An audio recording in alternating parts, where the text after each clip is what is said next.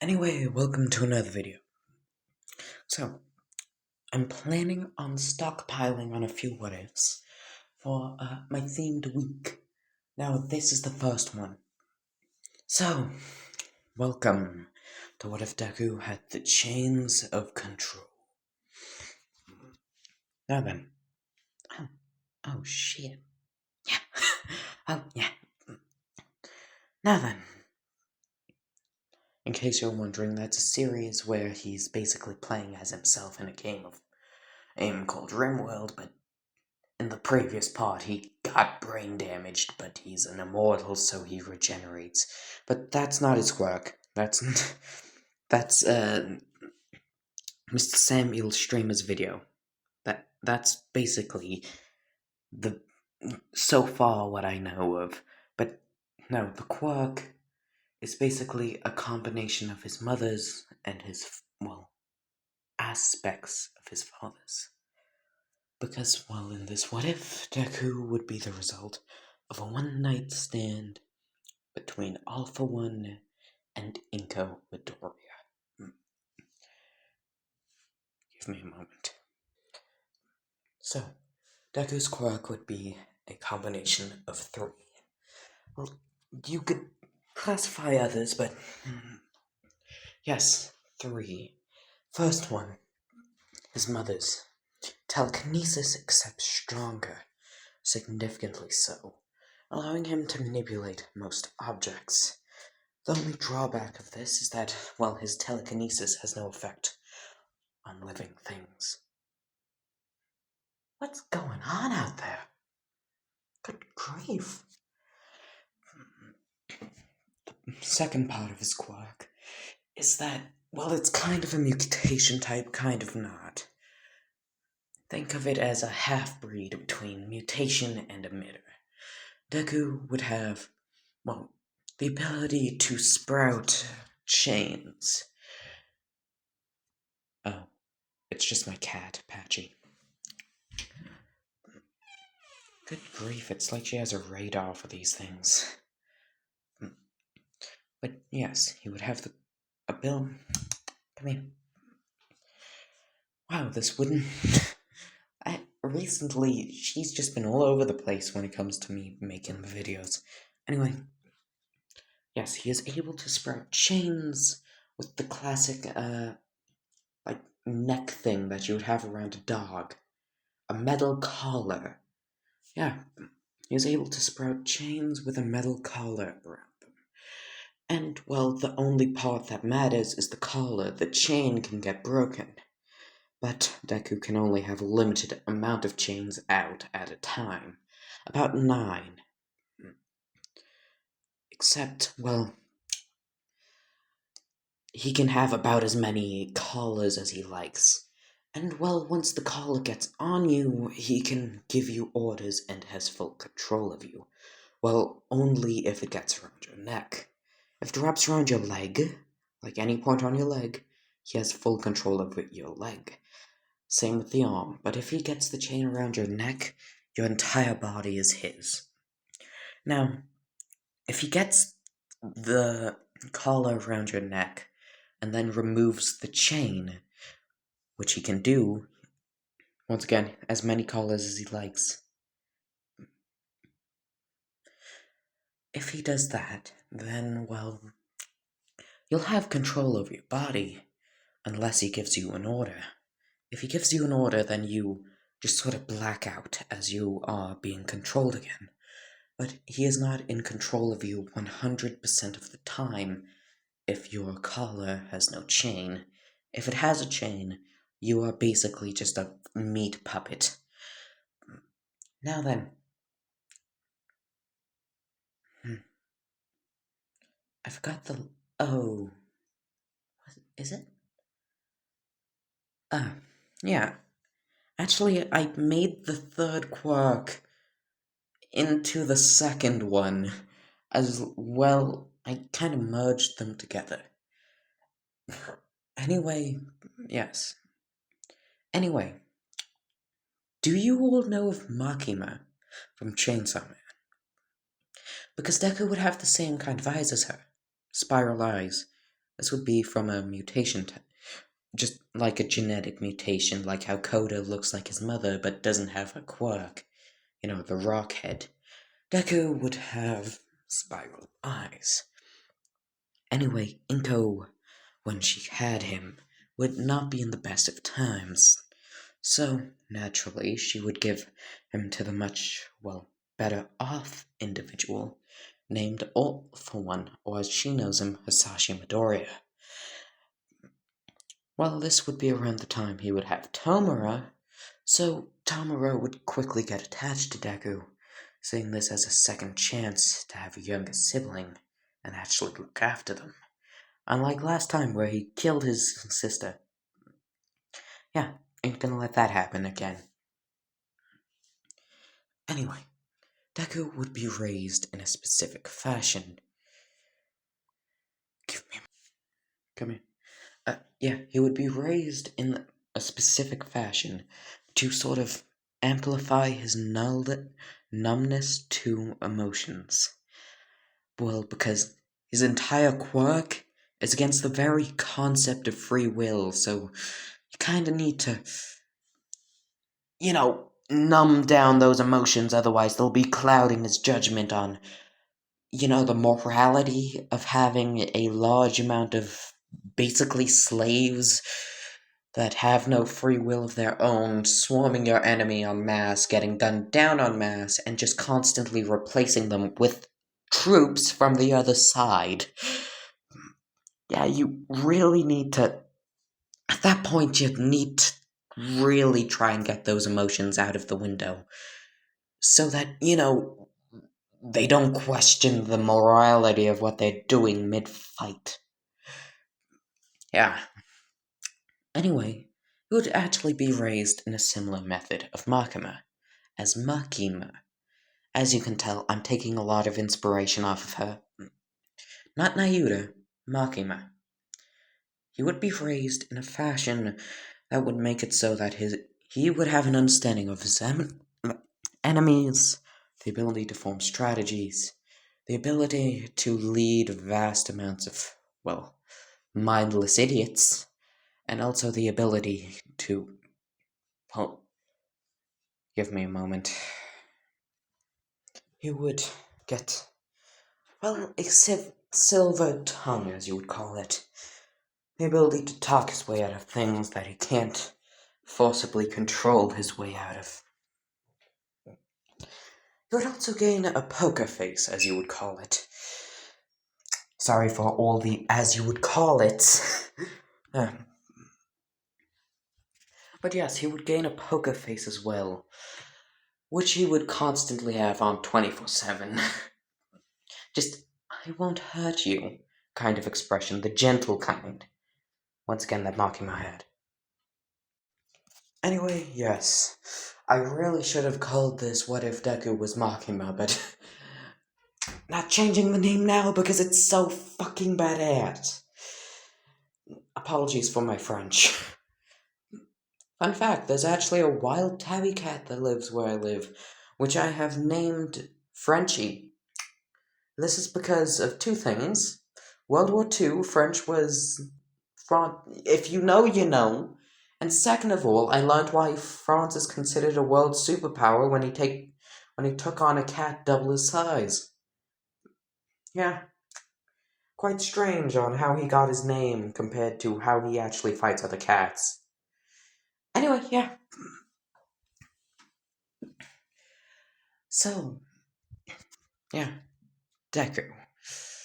Well, he would end up becoming a bit of the business owner, as you would say, of the LOV. He would be the person doing meetings and, sweet talking his way into a better deal, promising things, and so on and so forth.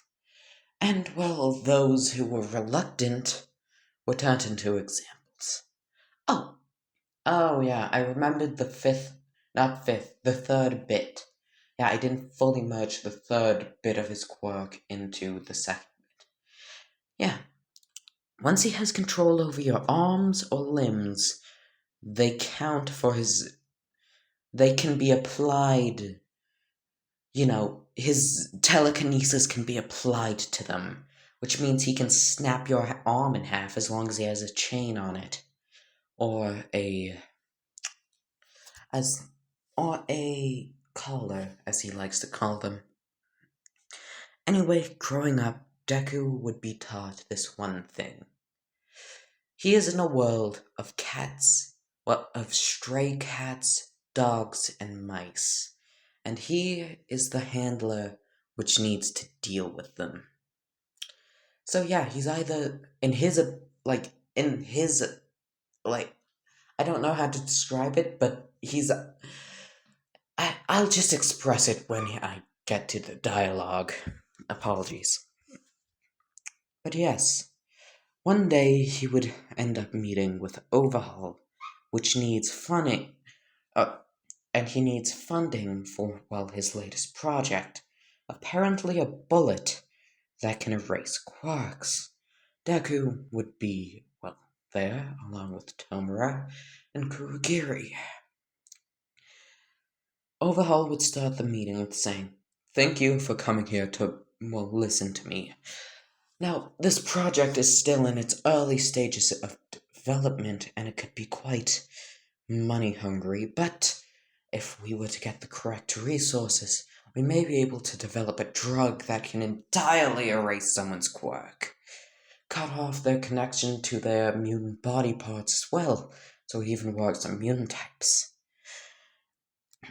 So, Deku would raise up his hand before Overhaul could continue speaking. He would say, "That's all well and good, but I would like to know what's the primary ingredient." "Oh, chef's secret. I don't want to be telling anyone this, or..." Before Overhaul could finish his sentence, a iron collar would wrap around his neck, slamming shut. "I wasn't asking." Deku would say with a, well, killer expression on his face. Killer expression.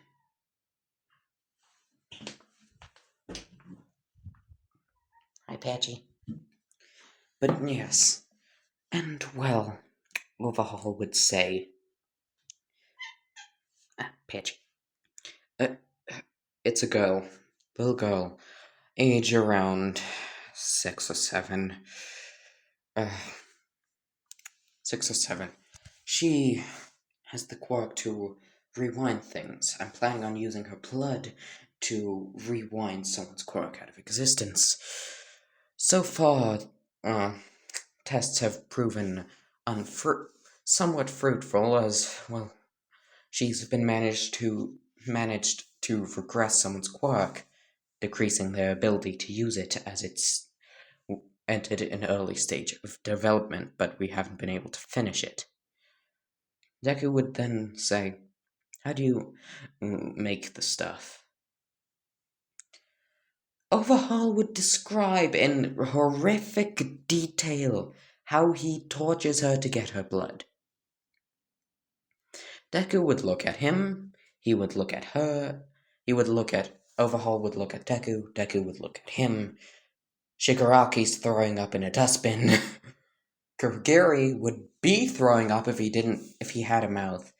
And, well, Deku would say, "Write down all the progress and everything you've done so far on a few pieces in a notebook. And, well, then use your quirk to kill yourself." He would say, releasing his chain as he would go walking down the halls. Overhaul would get a pen and paper and begin to write. As you can tell, this is already in what the actual fuck territory. As well, Deku just uses quirk to make someone kill themselves, or write down their life's work and then kill themselves. Yeah, I knew I could go dark, but not this dark. Anyway, this is just a quick break, so you all don't get depressed. But give me a moment. I have no idea what to do with this image, but I want to make a what if around it. Give me suggestions. I have no idea what to do here. This image is quite fitting of his quirk, I can guess. It has the chains. So Deku would make his way down the hallway, encountering, well, as soon as he would step out, he would encounter Overhaul's two henchmen. Before they could even react, he would already have chains around their necks. Well, collars. As he would be walking down the hallway, he would continuously encounter Overhaul's goons, killing some, taking control of others. Well, he would take control of as many as he can, ask them what their quirks were, and then kill off the ones that. Oh, fuck. Oh, yeah, he would kill off the ones that didn't have good quirks. Oh, shit. Oh my goodness, I just remembered. Okay, the telekinesis thing is more of a status effect, as you would call it in a video game, but where if he gets his collars around you, he can use his telekinesis on you. But I just remembered the third bit. Oh, yeah, Deku can control the size of the collar. And as like a byproduct of this, usually when a collar gets around someone, it takes a different shape.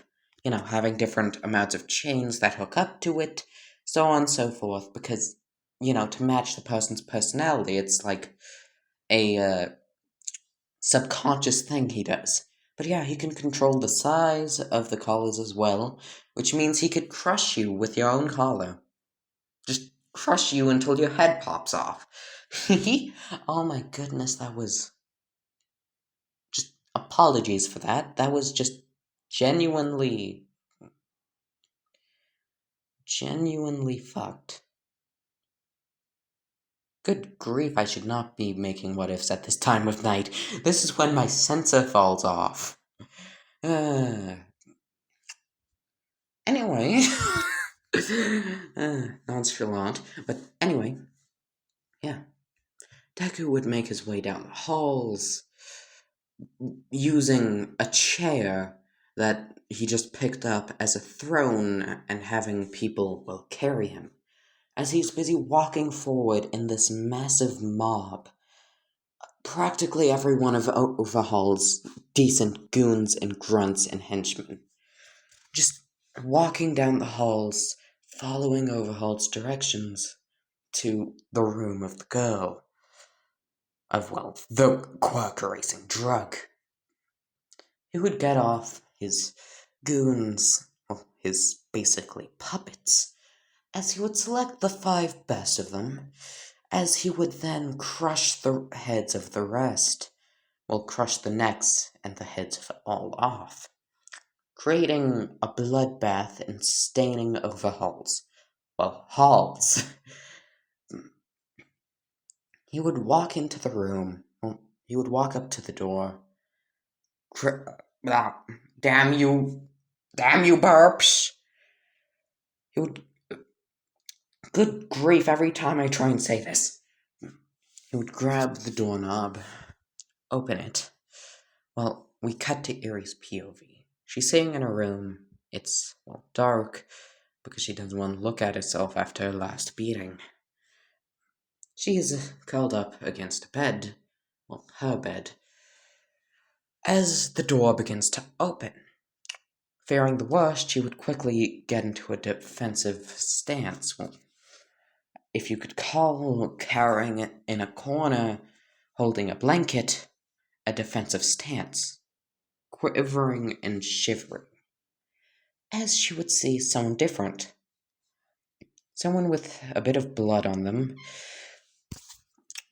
Walking in, they have green hair and spiral eyes. They're kind of pretty. But what are they here for? Are they one of Overhaul's new henchmen? New goons? Who are they?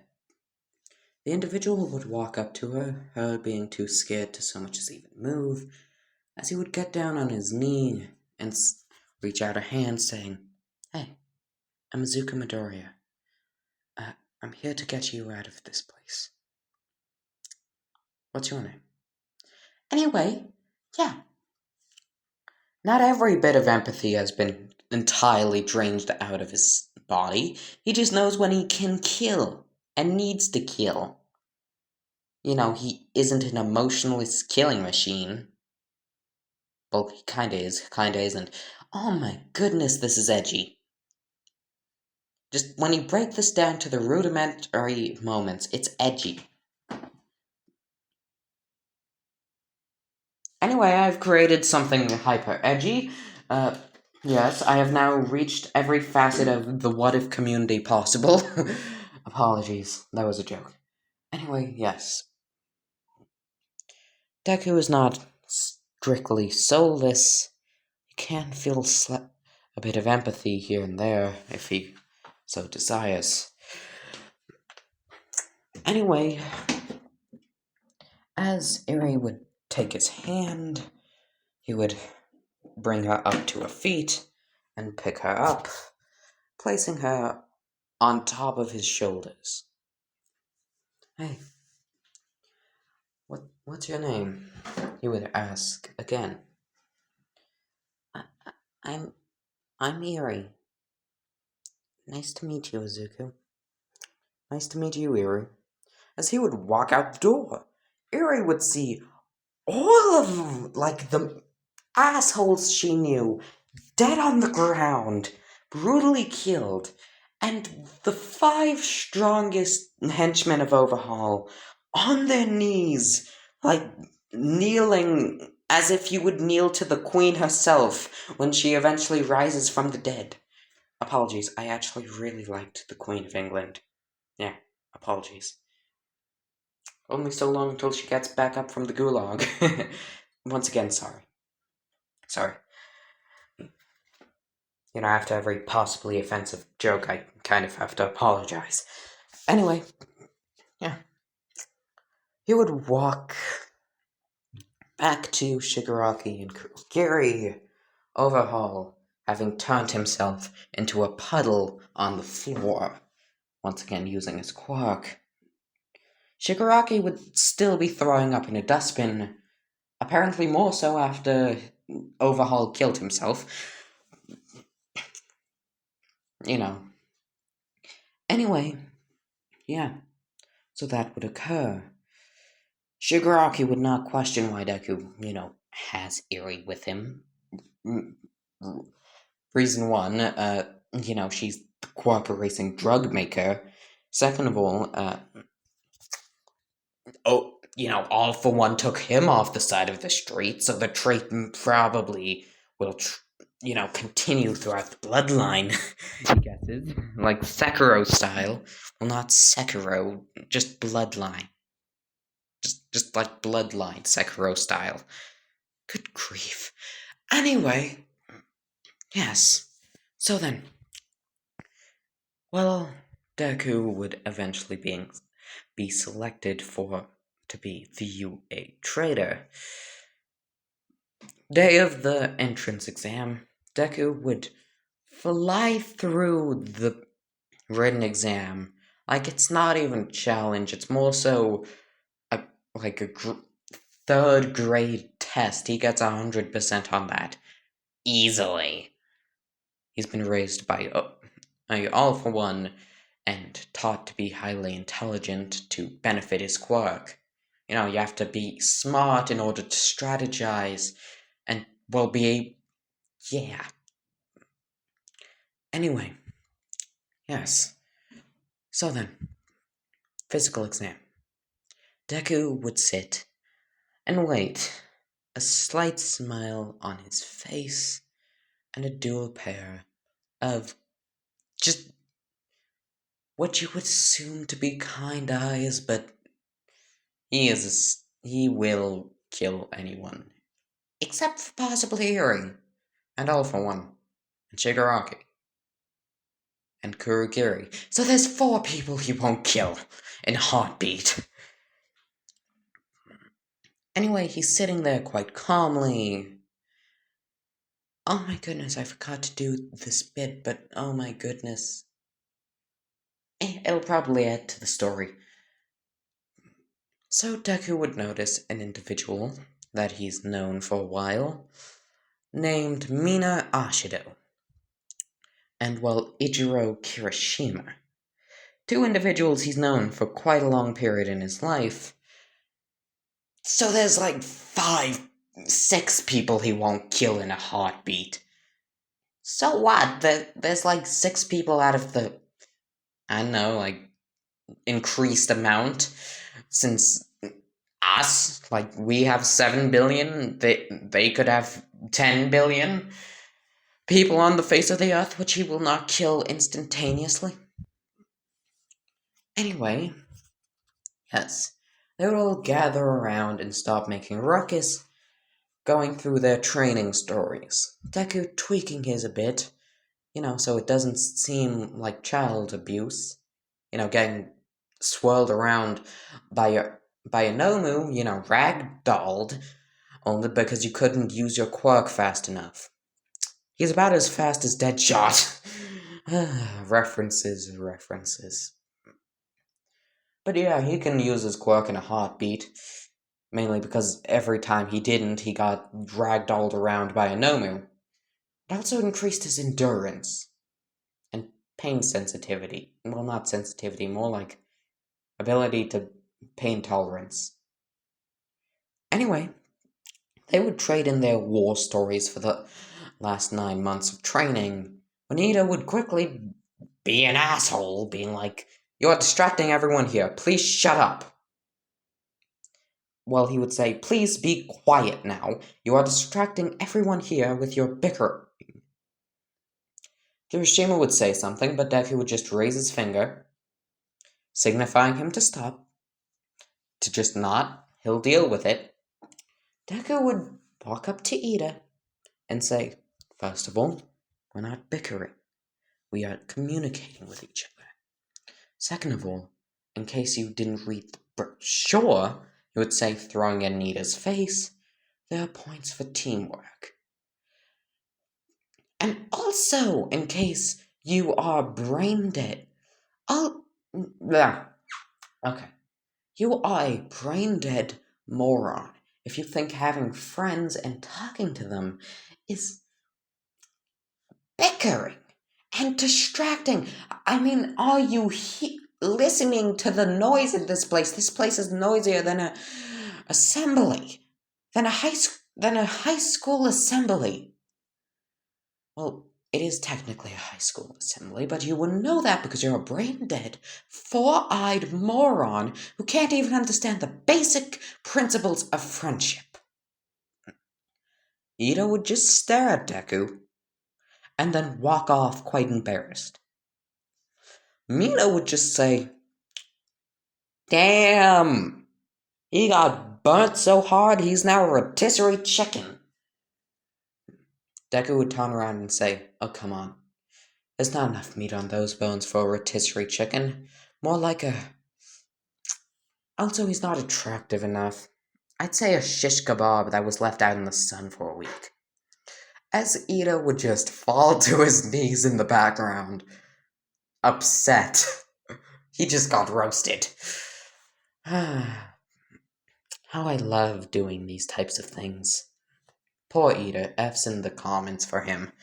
Anyway, so yes, how Deku would go about destroying robots is he would basically collect people, seeing their quirks and taking them so that they can use their quirks for him. Now, Nezu is watching this as Deku slowly amasses an army and has them carry him on a piece of concrete above their heads to give him ample view of the situation. Nezu would just say, just out of nowhere, "I like that kid. His way to rule just clicks with me."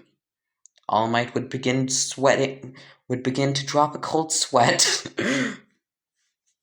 As, well, he would say, "How do we distribute the points? Because he isn't the ones killing them, but he's controlling them? So should they both get the points?" Nezu immediately says, "Yes! Yes, they should. And if I could, I would give him double points. I just like him. I don't know why.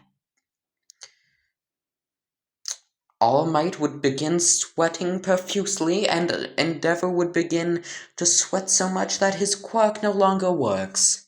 That he put out his own flames.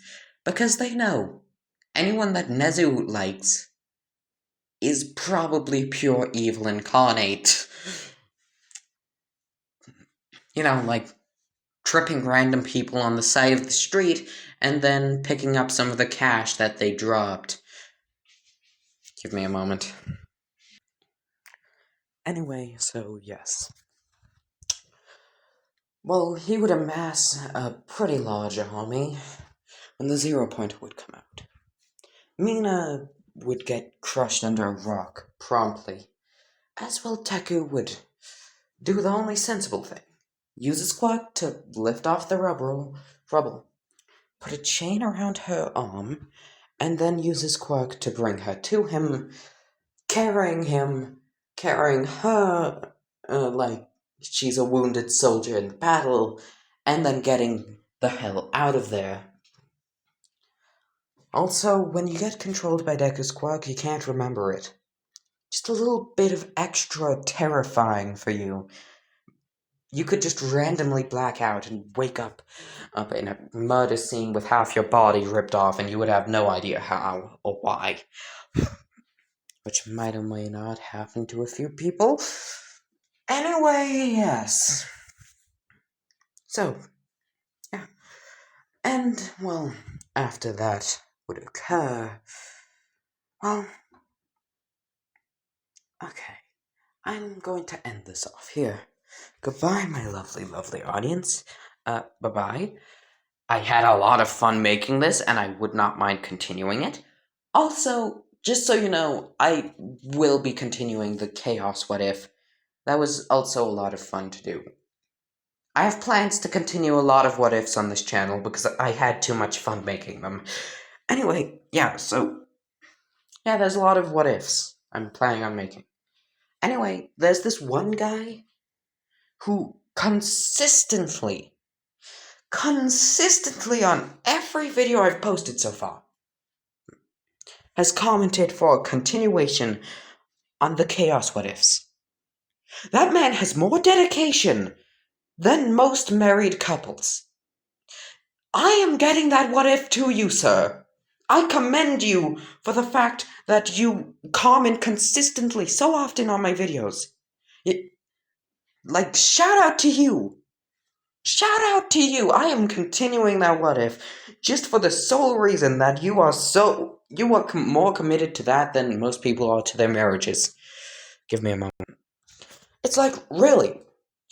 I am getting that What If to you, sir. I'm getting it to you faster than Usain Bolt. As soon as I think of ideas for it. Kind of lacking in inspiration. If you have any ideas for it, tell me.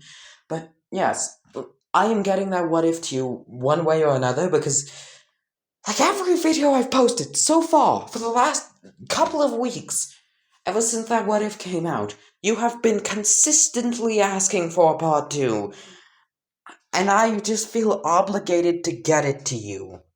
You are more committed and consistent than most marriages.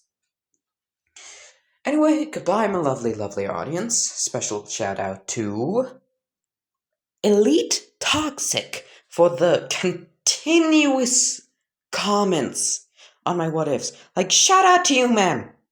Good grief. Anyway, yeah, I'm thinking of ideas for the What If. As you can all guess, these are all freelance. So, being in the process of being created in a What If means I'm thinking of ideas for it. But shout out to you. You are just one word, Giga Chad Bad Lad. How? Just you are more committed than most marriages. Anyway, shout out to him. Shout out to Elite Toxic. Toxic. Goodbye, my lovely, lovely audience. Bye-bye. Hope you have had a great time, and bye-bye. Shout out to him.